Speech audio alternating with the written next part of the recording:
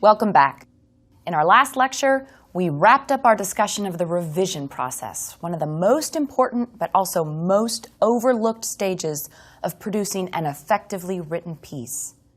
Many of the strategies discussed in lectures 21 and 22 are also useful tools for avoiding the common errors in grammar and punctuation that we're going to discuss today.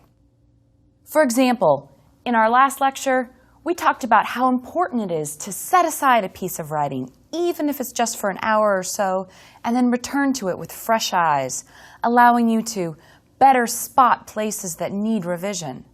Even better is to ask for someone else to look it over for you. Whether it's a business letter, a resume, or a magazine article, having someone with some distance from the piece can help you identify moments that are perhaps confusing or unclear.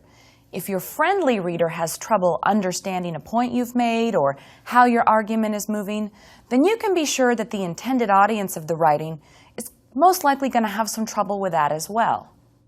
And of course, one of the easiest and quickest ways to spot errors, awkward moments, confusing turns of phrase, and typos is simply to read your piece out loud. Reading aloud forces you to slow down, and your eye is less likely to skip over a typo like a misspelling or even a missing word. Those are things which can happen when you're reading your own work silently to yourself. Today, we're going to start to focus on some more specific common errors for which every good, conscientious writer should check when doing a final revision. This is a topic, I think, that we could probably spend several hours on, but in the interest of time, I'd like to limit myself today to 10 of the most common errors that I've seen in my experience teaching college-level writing over the past decade or so. I've selected these errors because I see them crop up again and again and again, and what I would love more than anything in the world is to never see them again. The errors I'm going to discuss in the next few moments are issues to which writers should be attentive no matter the audience. And I'd like to begin with the common error that I personally find the most distressing, and that is the incorrect use of I when it should be me, and vice versa. So let me start by asking you to consider which of the following two sentences is correct. It was such a wonderful time for Michelle and I, or it was such a wonderful time for Michelle and me. Which one uses the first person pronoun correctly? The answer is the second sentence. It was such a wonderful time for Michelle and me.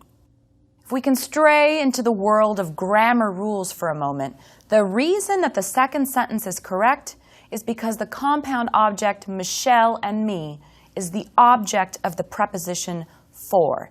And because of this, the first person pronoun has to be in what we call the objective case. Now, here you need to remain aware of the difference between what we call the subject and the object form of a pronoun. For example, I is the subject form, me is the object, he is the subject, him is the object, she is the subject, her is the object, we is the subject, and us is the object. You get the idea, I think. Here are another two sentences. She loves her, or her loves she. Now, I'm sure your ear can tell you right away that the first sentence is correct. She is the subject of the sentence, so the pronoun is in the subject case.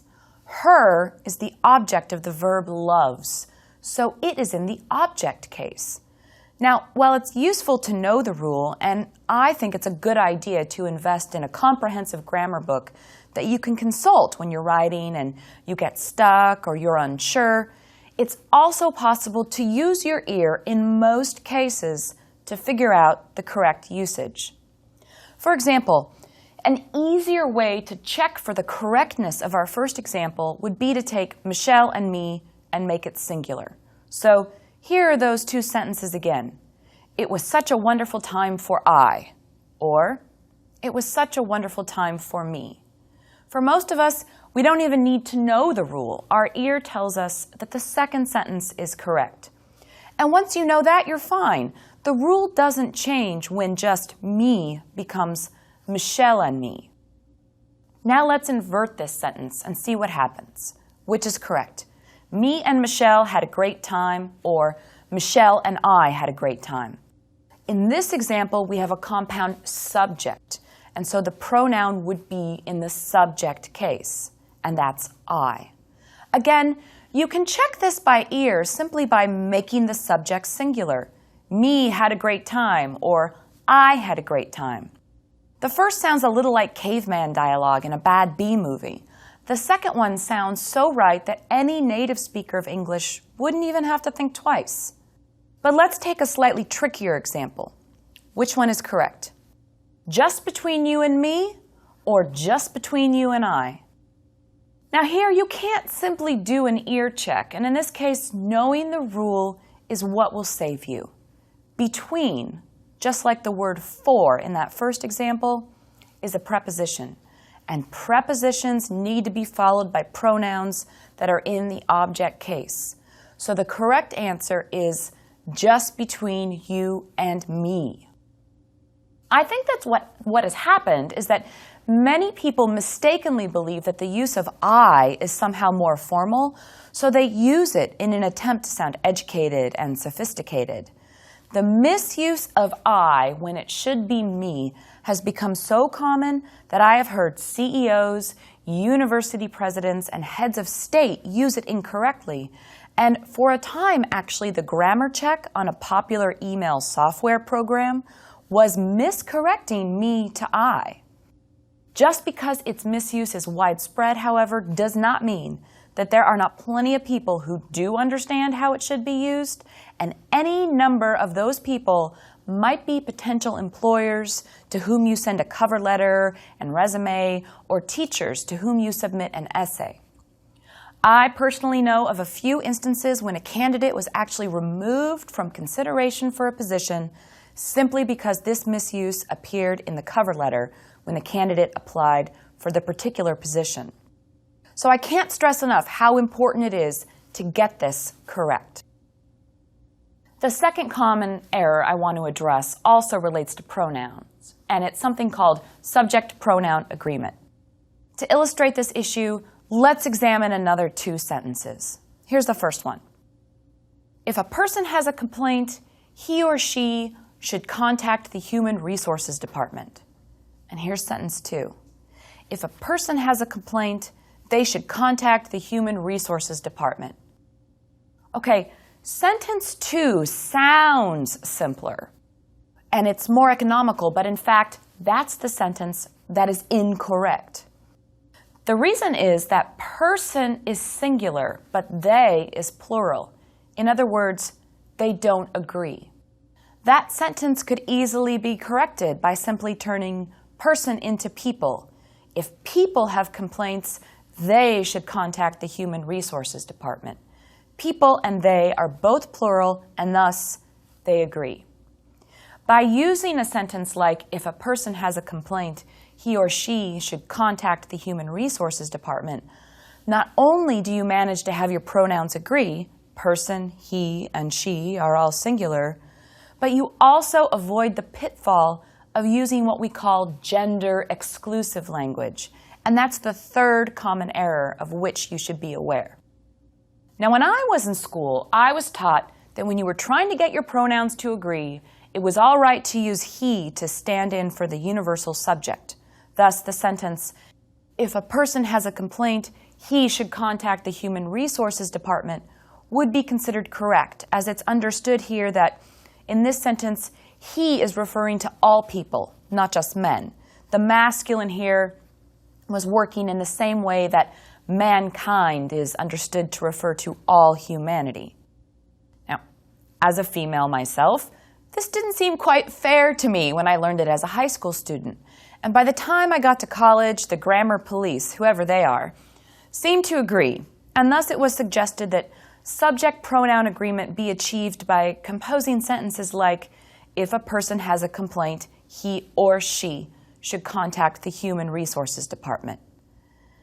This solution also seemed somewhat unsatisfactory, as did the more streamlined, if a person has a complaint, Shahi, with the S in parentheses before he, Shahi should contact the Human Resources Department.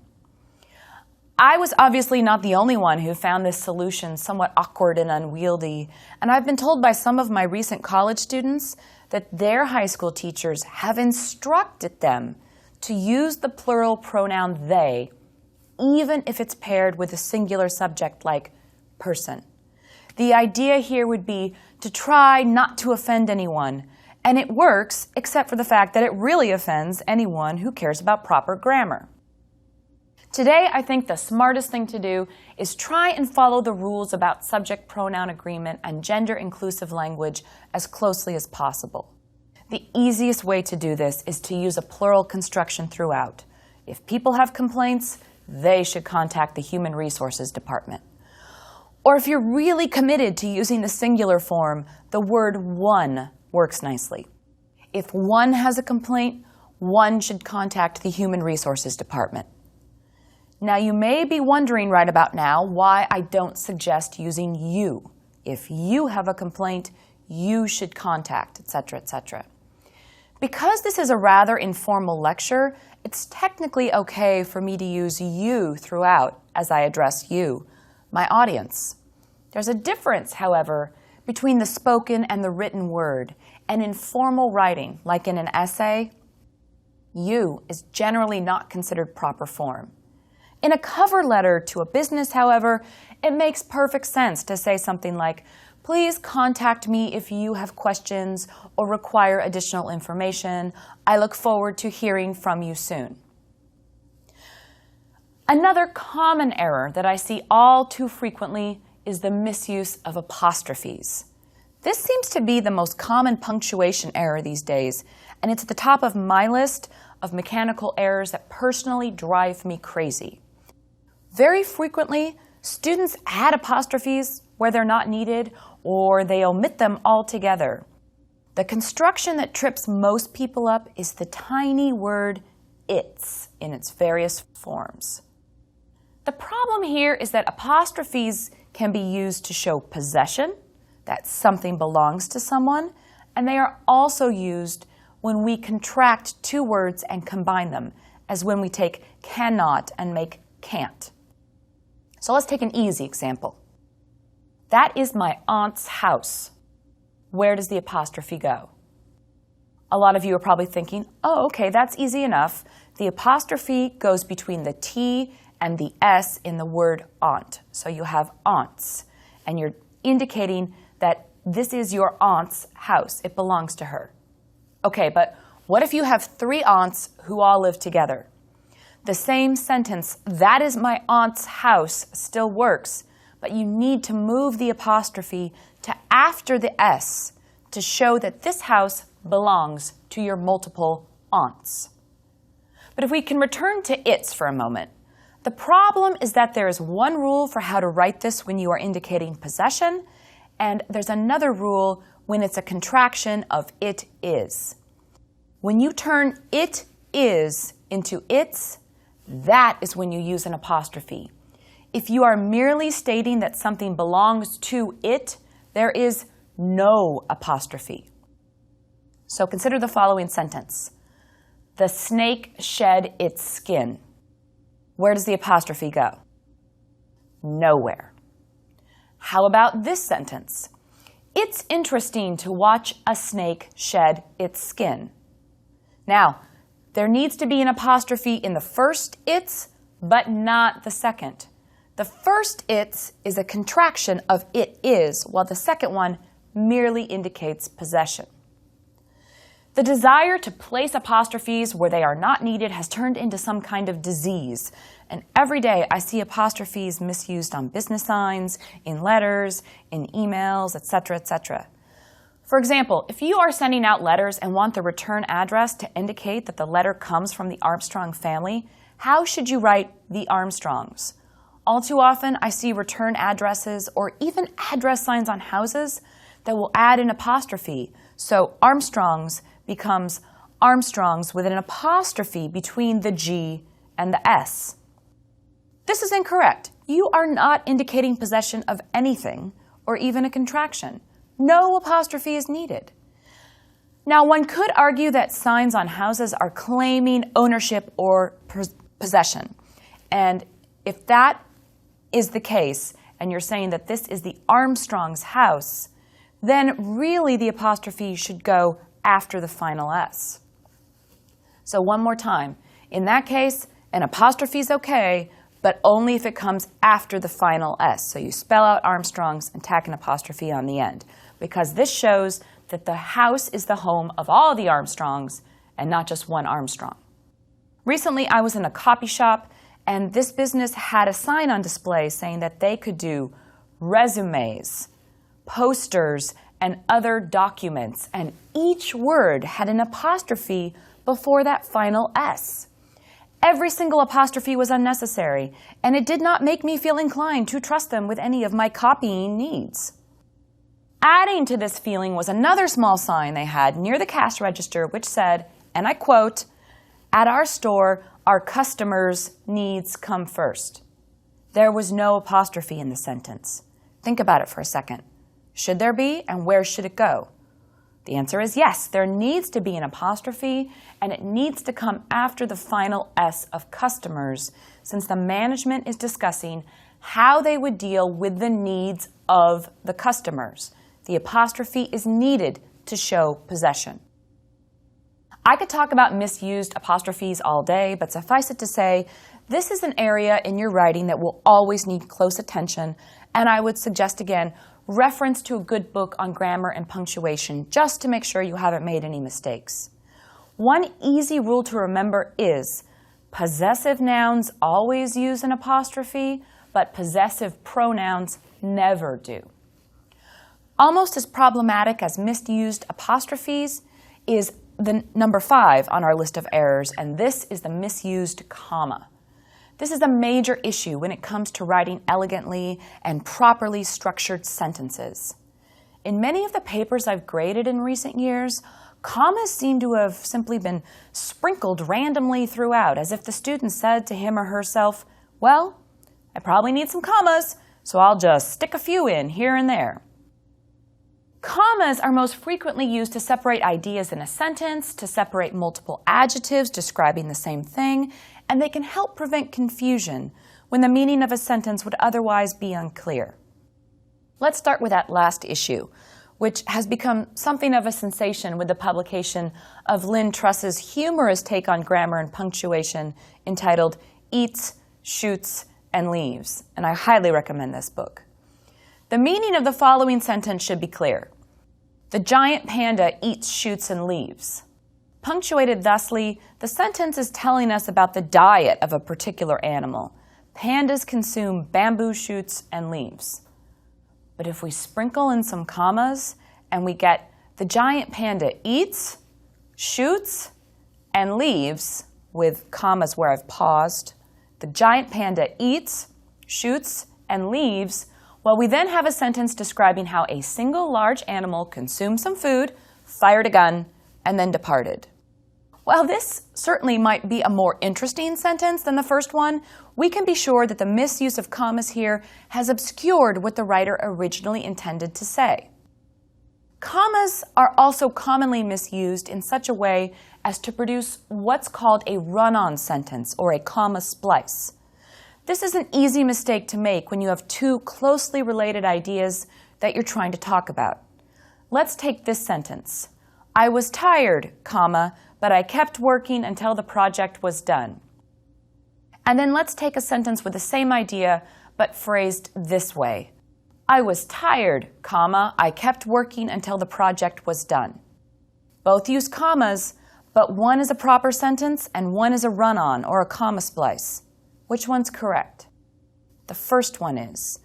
The use of the coordinating conjunction and or but makes this work.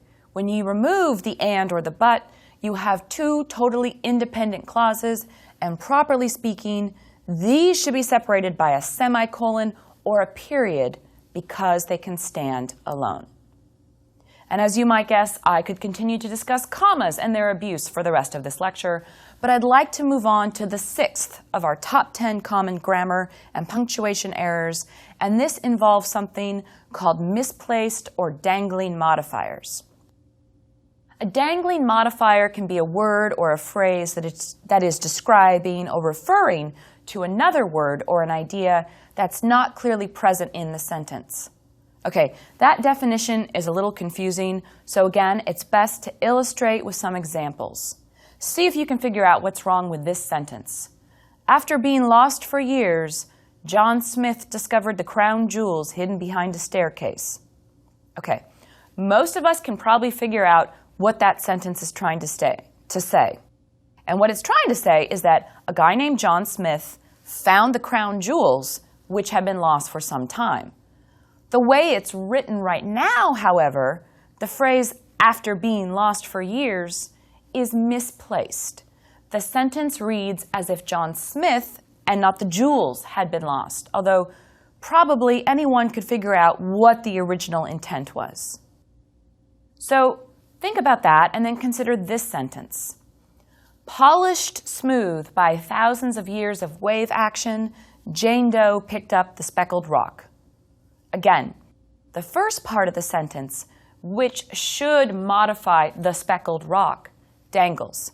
It sounds as if Jane Doe is the one who's been rolling around in the sea for thousands of years, the way the sentence is written now. Number 7 on my list is the rampant use of the word ironically when the speaker or writer really just means coincidentally. Newscasters in particular seem to be in love with ironically, and they consistently use it when they shouldn't. I've noticed that this is a practice that seems to have encouraged the misuse of the word by the general population. Let's take this example, which was uttered by a sportscaster on the late night news not too long ago. Quote, "The team will play its next game in Toronto, which, ironically, is where their coach began his career 25 years ago." Is it ironic that the coach is going back to the place where his professional career began? Well, if the definition of irony is using a word to mean the opposite of its dictionary meaning, then how on earth could this event be ironic? In fact, it's coincidental. Also, ironic has been used incorrectly to describe situations that are simply not good. And the blame for this has to be laid, at least in part, at the feet of singer Alanis Morissette, who in her hit song Ironic taught a whole generation of young people that ironic happenings included a black fly in your Chardonnay, or rain on your wedding day, or meeting the man of your dreams and then his beautiful wife. None of these situations are desirable or pleasant, but there's nothing ironic about them. They are simply unfortunate. Now, here's an example of the correct usage of irony. Ironically, the fire station burned down. Okay, that is ironic. It's also coincidental maybe, but definitely it fits our definition of ironic. Number 8 on our list of common errors is misspelled words. Now, granted, with modern word processing programs, a lot of these errors get caught while they're still fresh on the computer screen, but some words may slip through. For example, I've had students misspell the proper names of authors and characters in essays they're writing, and that shows they just aren't paying close attention. If you do this in any context, from a short story or an article you've submitted for publication to an essay to a letter, it's going to cause you to lose credibility in the eyes of your audience. Take a moment and see if you can spell these common words. How about independent, occurrence, accommodate, acknowledgement, commitment? These are some of the most common ones I see. If you had difficulty or a moment when you were unsure how you might spell those words, you might want to refer to our guidebook that has a list of 50 commonly misspelled words. Another very common error in usage has to do with the problem of words that sound like other words. Most frequently, I see this error in the phrases could have, should have, and would have, as in, I could have gone to the park, but I had a lot of work to do, or I should have gone to the gym, but I had a lot of work to do, or I would have done my work, but Raiders of the Lost Ark was on TV. As I've said these words just now, there's no problem understanding what the sentences mean, and how the words in them should be spelled. The problem comes from the penchant of English speakers to contract or combine words in order to speak more quickly. I could have gone to the park, or I should have gone to the gym.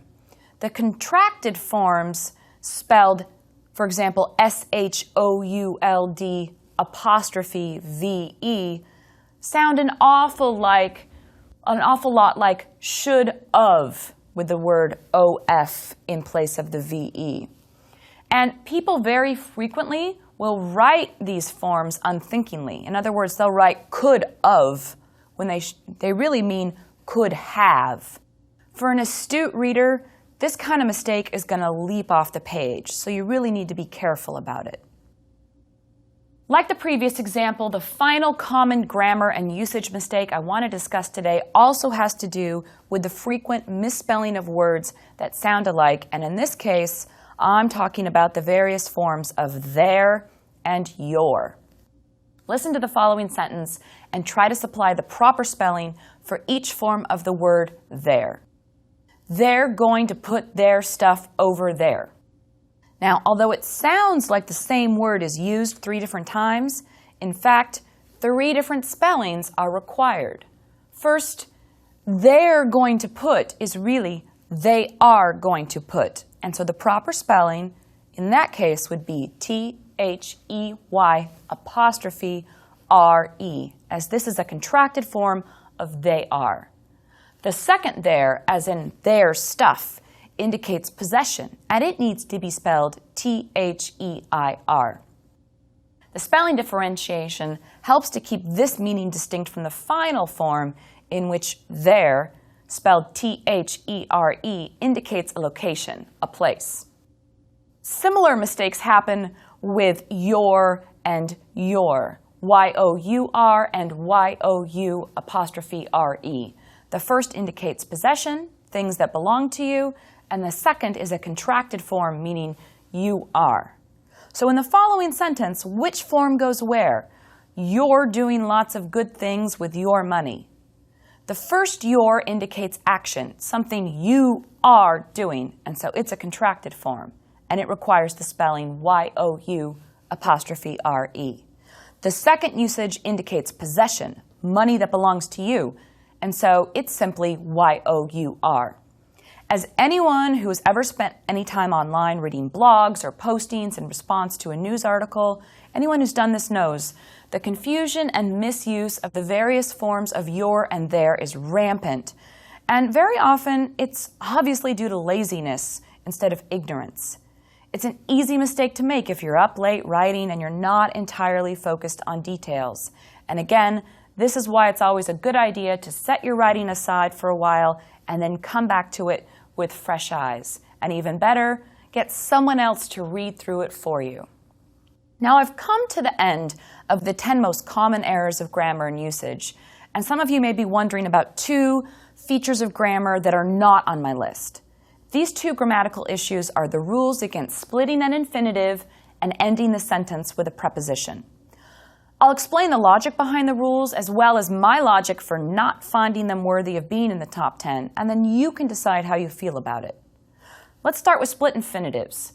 An infinitive is simply the to form of a verb. So in English, to love, to run, to walk, to have, to give, to do. When the first self-appointed grammarians began trying to make rules for English several centuries ago, most of them, because they were educated Englishmen of a certain class, looked to the language of Latin for guidance as to how they should go about doing this. They're the ones who gave us the split infinitive rule. Their logic was this. Infinitive forms, the to form in Latin and the language developed from it, can't be split. They're all one word. So amare means to love, audire means to hear, scribere means to write. The thinking here was that because Latin infinitives can't be split, and Latin was considered the perfect language, then we shouldn't split English infinitives either. Now, the problem, of course, is that it's perfectly possible to split English infinitives, and until these grammarians decreed otherwise, there really wasn't a good reason not to do this. Today, people tend to fall pretty vociferously on either side of this debate, and I fall into the camp of those who think splitting infinitives is usually all right. Perhaps it's just the Star Trek fan in me, but I feel quite strongly that the phrase "to boldly go where no one has gone before" sounds a whole lot better than "to go boldly where no man has gone before," or "boldly to go where no man has gone before." Still, as I've said repeatedly, the most important thing is to know your audience. So while in principle I'm fine with the split infinitives, I correct any I find in my own writing if I think it's going to be an issue for my reader. Always err on the side of caution and follow the rules. Occasionally you can break them, but I think it's a good idea to at first demonstrate that you know what the rules are. Same people who policed infinitives are also the ones who gave us the rule for not ending a sentence with a preposition. Prepositions are words that link other words in a sentence and indicate location. Common prepositions include to, for, of, by, with, from, and a whole host of others. The logic for forbidding the placement of prepositions at the end of the sentence is found in their name. Preposition seems to suggest that this word has to come before something else, and it can't stand alone. Now, as a rule, I'd suggest if you can, rewrite or revise a sentence so the preposition doesn't come alone at the end, as a lot of readers will feel that this is a rule that you have to follow. But sometimes what you have to go through in order to do this is just plain silly. A famous story tells how Winston Churchill was reading through proofs of a piece he'd written, and he noticed that his editor had rewritten his sentences so there's no preposition at the end. In the margins, Churchill wrote back, "This is a situation up with which we shall not put." Which sounds better? This is something I won't put up with, or this is something up with which I shall not put? Most of us will say the first sentence sounds better, even if the second might be technically correct. We're totally out of time, and we've barely scratched the surface when it comes to matters of grammar and punctuation. Still, today's lecture has identified 10 common errors and given you the means to check for them in your own writing.